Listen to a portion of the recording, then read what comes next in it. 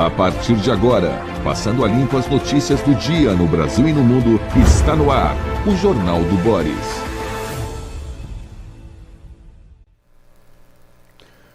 Bom dia, muito bom dia, está no ar o Jornal do Boris. O Jornal do Boris é um sobrevoo pelos principais acontecimentos do Brasil e do mundo a partir das primeiras páginas dos jornais. Eu queria abrir o jornal com uma notícia triste que, ao mesmo tempo, é uma homenagem a uma colega de jornalismo com quem trabalhamos muitos anos e que se foi no fim de semana. Selma Rita Severo Lins. Selma Rita era uma figura importante nas redações, trabalhou em diversas emissoras, ela reunia amizade, bondade, severidade, exigência no trabalho, né, com muita doçura. Ela, para você avaliar a capacidade técnica, profissional da Selma, durante muitos anos, além de outros telejornais, ela coordenou o Jornal Nacional da Rede Globo em São Paulo. A Selma, um bom descanso e até o nosso encontro. Selma Rita Severo Lins. Manchetes dos principais jornais neste feriado prolongado em São Paulo. Não é no resto do mundo. Amanhã comemoramos Tiradentes, né? Homenageamos Tiradentes. Então tem um feriado prolongado. Eu me lembro de um filme italiano que as pessoas faziam a ponte, né? Uniam o domingo com a terça-feira, por exemplo. Então, um chefe de seção diz assim: você que é advogado vai virar engenheiro de tanto fazer ponte. No Brasil, essa ponte virou normal, né? As pessoas chamam de feriado prolongado, inclui a segunda-feira, e a segunda-feira está parecendo realmente um feriado. Nem sei se todas as lojas e empresas estão abertas. Provavelmente muitas estão em folga. O litoral, nós sabemos, o litoral norte de São Paulo está lotado, né, com os problemas comuns a um feriado prolongado, e vamos em frente porque os compromissos continuam existindo e os boletos continuam vencendo. Está aqui a manchete do Globo: esvaziada, a CVM reduz ritmo de punições e amplia a fila de processos. Olha aí, sem presidente efetivo há 9 meses e pressionado pelo Master, órgão ainda não emitiu uma única sanção em 2026. Com apenas 2 das 5 diretorias ocupadas, Comissão de Valores Mobiliários opera em ritmo mais lento num momento sensível do mercado. Agora que era para funcionar, não está funcionando. Está de feriado permanente há 8 meses. Isso é uma vergonha. Isso é uma vergonha. Bom, tem uma reportagem aqui, é um comentário sobre a volta eu já não estou achando mais, das blusinhas, está aqui, do Carlos Alberto Sadenberg, o impacto da taxa das blusinhas para um governo gastador. Está aqui no Globo.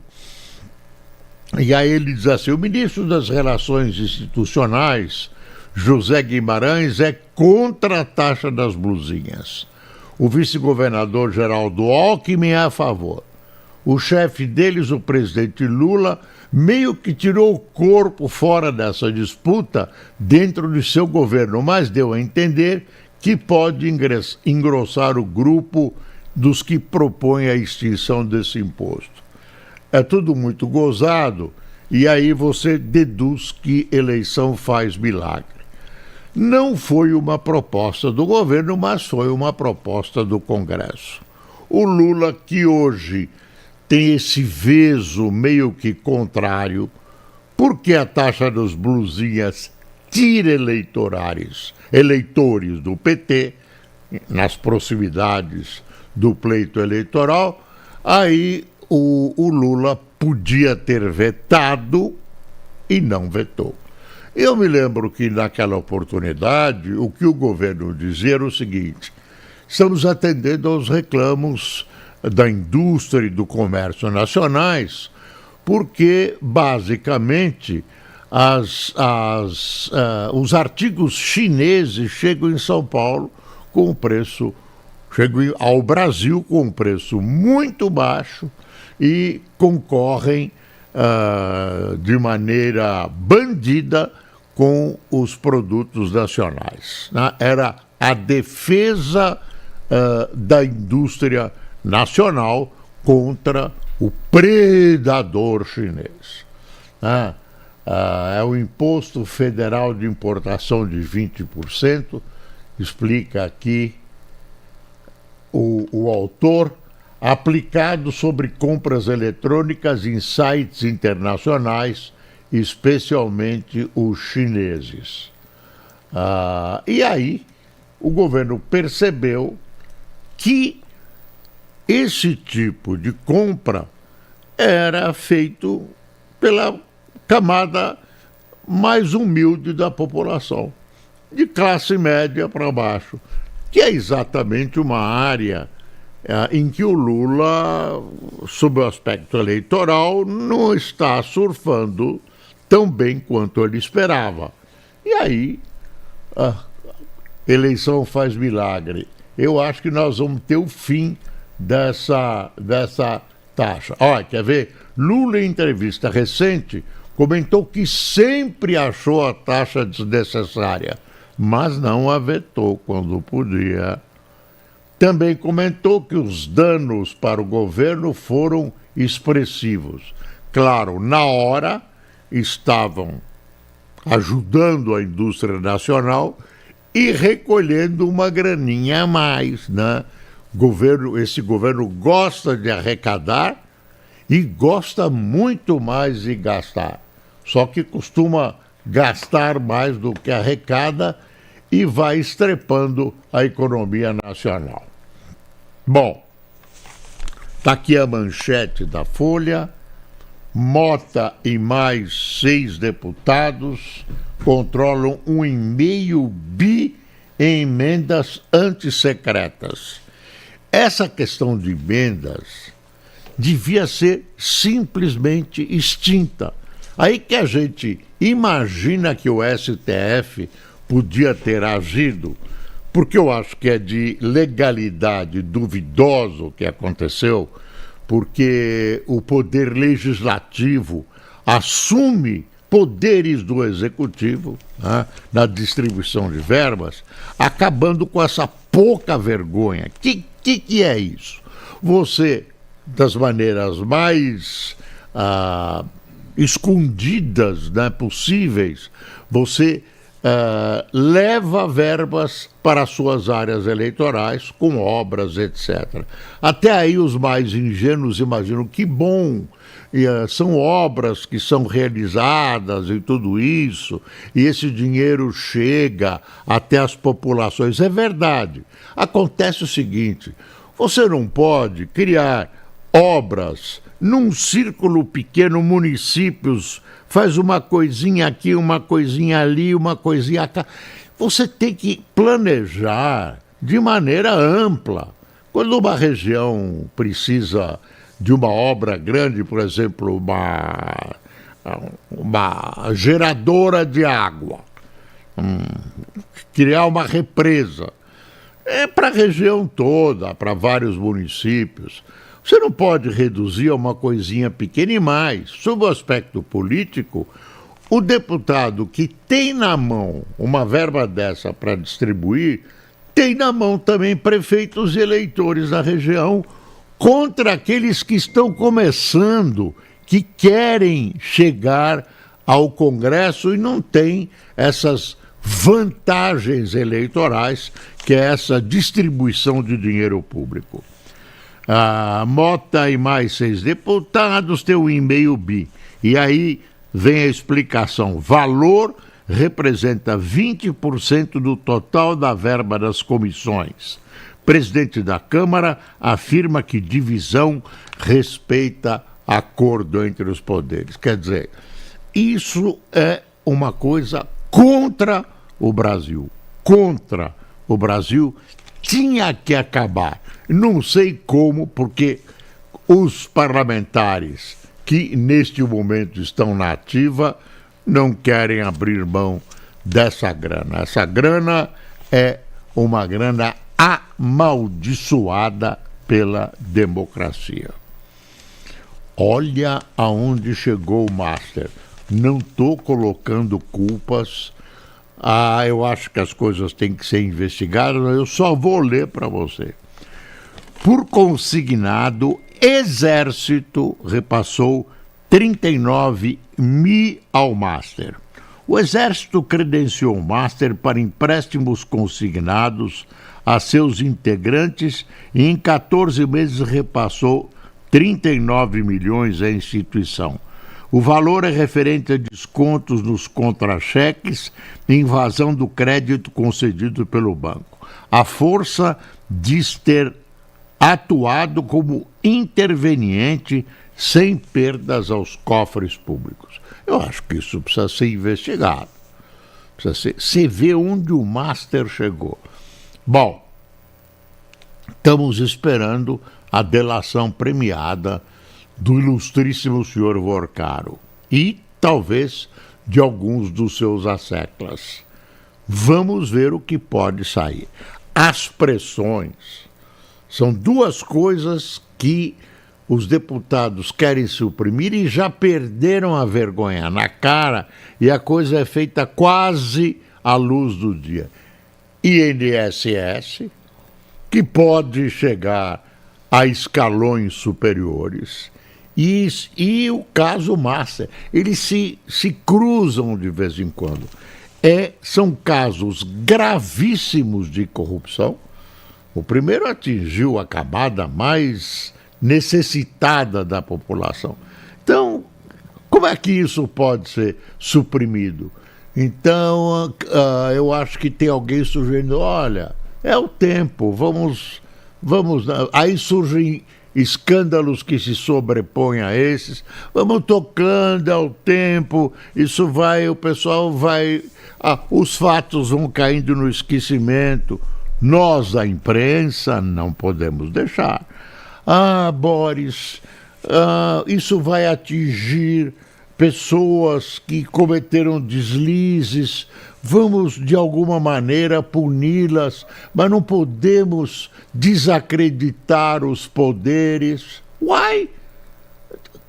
Nós vamos torná-lo, desculpe a expressão, acreditáveis, né? Nós vamos torná-los acreditáveis no momento em que eles estiverem agindo corretamente.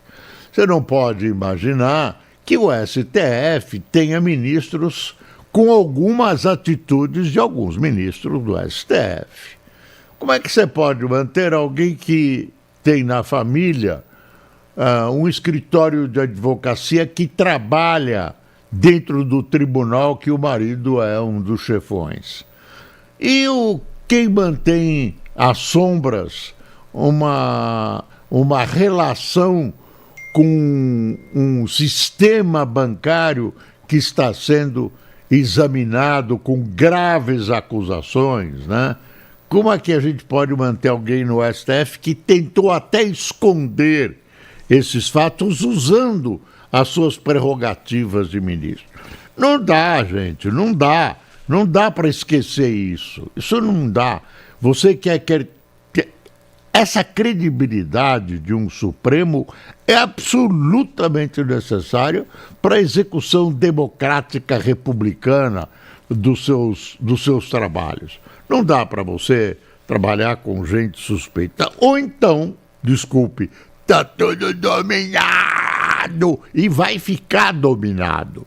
E vai ficar dominado. Porque uma hora que aparecer uma sentença polêmica, alguém vai dizer, olha aí, né, ele também, né, e pode, quer dizer, o ministro pode e nós não pode, que história é essa?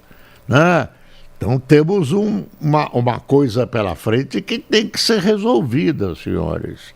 Tem que ser resolvida, não dá para aguentar, não dá para, vamos começar tudo de novo, daqui para frente. Não é assim. Fizeram isso com a Lava Jato. A Lava Jato, essa história de que inocentou Lula, não é verdade, não inocentou. O que aconteceu com a Lava Jato foi depois que ela passou por todos os níveis do judiciário, alguém descobriu, por obra do Espírito Santo, sei lá, descobriu que havia um erro formal. Havia um erro formal e aí, pumba, né, acabou e ainda vão devolver a grana para aqueles que confessaram, devolveram bilhões aos cofres públicos e agora querem ser ressarcidos. Tem uma reportagem no Estadão, e é exclusiva, que vale a pena mencionar. Antes eu vou mostrar a capa do Estadão, tá aqui, ó. Isso é o rio Atibainha, um dos rios, deixa eu ver, imagem do rio Atibainha, que, terminada a estação das chuvas, não está com seu volume total de águas, o que é uma ameaça para o fornecimento de água para os 20 milhões de pessoas da Grande São Paulo. Olha, exportações têm recorde com demanda da Ásia por petróleo. Você vê, o Brasil está usufruindo, é uma aparência, porque a guerra não vai durar o resto da vida, usufruindo as vantagens que a guerra propicia para exportações, aumento de preços e tudo isso. Né? Isso acaba, né? Mas nesse instante tem gente vibrando. Mas quero mostrar aquela reportagem que eu falei, que é o seguinte: você lembra que houve uma descoberta que o ministro Moro, hoje o senador Moro, candidato a governador do Paraná, foi alvo de uma tentativa de uma armação de homicídio, queriam matar ele. Então tem uma página inteira do Estadão, eu vou dar uma rápida, uma rabiscada aqui para você no que está acontecendo. Depoimento de promotor revela propina em investigação sobre atentado a Moro. Estadão obteve fala sigilosa de Gaquia é o promotor, na Operação Kratos, que causou queda de ex-comandante, o último comandante substituído por uma mulher, José Augusto Coutinho. Defesa sustenta que ele não teve acesso ao inquérito. Então você vai buscar as raízes da queda há dias do chefe da PM em São Paulo. Veja onde está chegando o crime organizado. Tem trechos aqui assustadores. Começo é assim. Um depoimento sigiloso do promotor Lincoln Gaquia, que atua no Grupo de Atuação Especial do Combate ao Crime Organizado de São Paulo, mostra a suspeita do pagamento de propina do crime organizado a agentes públicos durante as investigações sobre o atentado planejado pelo PCC para matar o senador Sérgio Moro, pré-candidato ao governo do Paraná. E aí tem acesso a conversas, tem acesso a depoimentos de PMs, Aí, defesa do ex-comandante, apadrinhado por Derrite, diz que não teve acesso ao inquérito da Corregedoria. Eu estou trazendo, no fundo, o que é o depoimento do Ministério Público, que o Ministério Público tem em mãos. Isso tem que ir em frente. E você está em comandante da PM de São Paulo. Eu não estou nem achando que ele é culpado, não foi julgado, mas as suspeitas recaem tranquilamente sobre ele. O crime organizado está crescendo no Brasil. Eu lembrava com uma pessoa que eu conversava ontem, o México. O México chegou num ponto do crime organizado que provavelmente ele está disputando o poder com a presidente do México. É um problema, porque foi tomando, ampliando a sua presença na sociedade. Eles estão infiltrados em todos os lugares. Aqui tem PMs que receberam propina, PMs que são contratados para execuções. Gente, onde é que nós estamos? Ainda está em tempo de segurar isso no Brasil. Ainda está em tempo. Deixa eu ver mais um jornal que está faltando. Está aqui, o Valor. Produtividade tem mais uma alta fraca em 2025, concentrada na agropecuária. Aí, ó, Trump ameaça retomar ataques se o Irã não aceitar acordo. O Trump propõe um acordo, eles marcam acordo, ficam felizes e aí, pumba, de novo segura navios no Estreito de Hormuz, agora prendeu um navio iraniano. E o Irã, que reconheceu a sua força, esse episódio, a observação é de vários analistas, esse episódio mostrou o seguinte: o Irã, que tem o domínio sobre o Estreito de Hormuz, se não for o domínio formal, tem o domínio geográfico, fecha esse estreito a hora que quiser e põe em xeque a economia mundial. Ele descobriu isso, que pode fazer isso. Então, não está resolvido. Israel-Líbano, mais uma reunião marcada, vamos ver se acontece essa reunião. O problema entre Israel e Líbano não é o Líbano, é o Hezbollah. O Líbano tem dificuldades, parece que nesse próximo acordo que está sendo gestado vai assumir a responsabilidade por enfrentar o Hezbollah, que é quem provoca as reações israelenses contra território libanês. O governo libanês é contra o Hezbollah. Realmente muito difícil, muito difícil.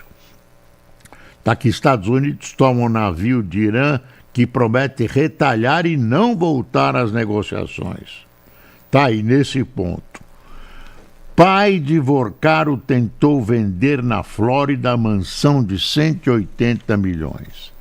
A tentativa ocorreu após início de investigação sobre o Master. A acusação foi feita por liquidante em ação. Quer dizer, estão passando todas as propriedades para quem podem, fazendo um dinheirinho, né, para manter alguma coisa nesse vendaval que está passando. Teve um terremoto, falando em vendaval, no Japão. Não se sabe ainda as consequências, tem até ameaça de tsunami. No esporte, o Palmeiras bateu o Atlético do Paraná, 1-0, segue líder.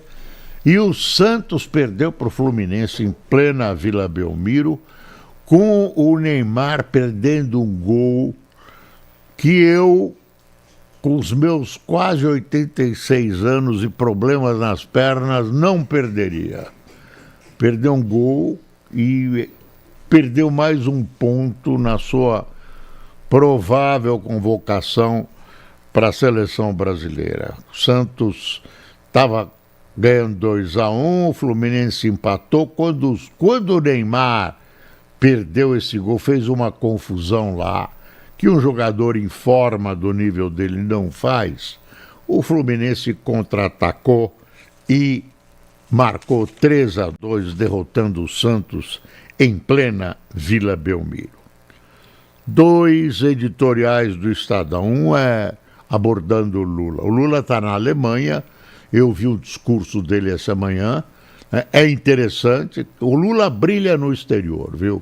É no exterior que ele brilha, e ele brilha até aqui para dentro. Eu vi o discurso dele falando junto com o primeiro-ministro alemão. Lá ele chama o primeiro-ministro de chanceler, e eu pensei que ele estava falando da Suíça, tal análise que ele fez do Brasil, mas parece que ele acredita em tudo aquilo. Como as civilizações morrem, o editorial meditativo do Estadão. Há valores que não dependem de ideologia. Há linhas que não podem ser cruzadas. Entre as bravatas de Trump e a advertência do Papa, estão em jogo os pilares que sustentam a civilização. Tá bom? São manifestações dessa semana do Papa. O Trump deu de atacar o Papa, a primeira-ministra da Itália e tal. E aí o outro editorial é sobre o Lula. O fetiche de Lula com o pobre. Preso ao passado sindical e ao envelhecido repertório da luta de classes, Lula ignora a complexidade social do país, desconsidera as classes médias e cristaliza a pobreza que tenta combater. Aliás, as esquerdas, no geral, têm ódio da classe média. A classe média atrapalha as esquerdas. Eu me lembro de manifestações, por exemplo, a filósofa Marilena Chauí tem uma gravação na internet dizendo: eu odeio a classe média. A classe média que carrega esse país e por isso que eles odeiam. E a classe média tem direito de querer coisas, né? Mota e 6 deputados. Tem aqui: sertanejos se dividem entre lealdade a Bolsonaro e proximidade com Caiado.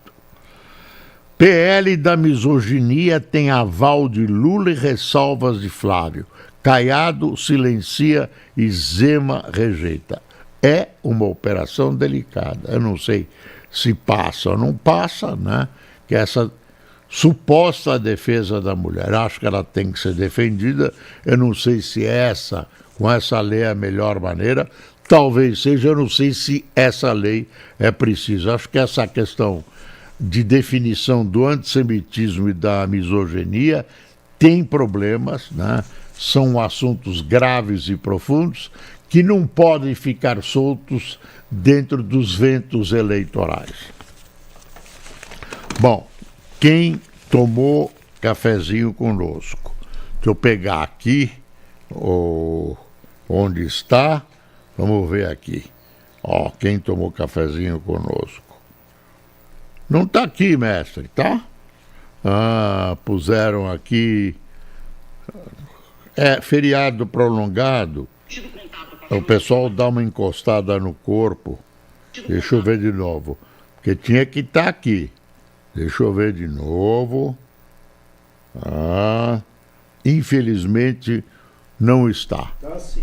Não está, deixa eu ver. Vamos ver. Tá aqui. Tá aqui.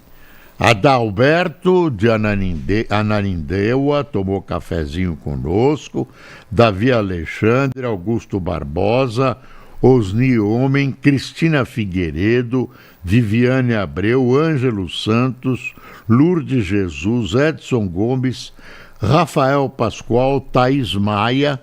E tem um café especial aqui com o Márcio Lutgas.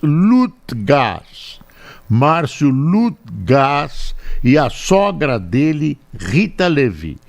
Márcio, muito obrigado. A família do Márcio me mandou um livro, eu já li grande parte. O pai dele, né, o chefe da família, foi um dos que escapou do Holocausto. Ele escreveu um livro com auxílio da família, um livro sensacional. E eu vou mostrar o livro, amanhã eu mostro, não está aqui em cima da mesa. E contou como veio ao Brasil, seus primeiros dias de Brasil e tudo isso. Então, ao Márcio Lutgas e a sua sogra Rita Levi, que são assíduos espectadores do Jornal do Boris, muito obrigado. Vamos encerrando, o tempo se encerrou. Muito obrigado por sua presença aqui no Jornal do Boris. Até amanhã, se Deus quiser. Bom dia.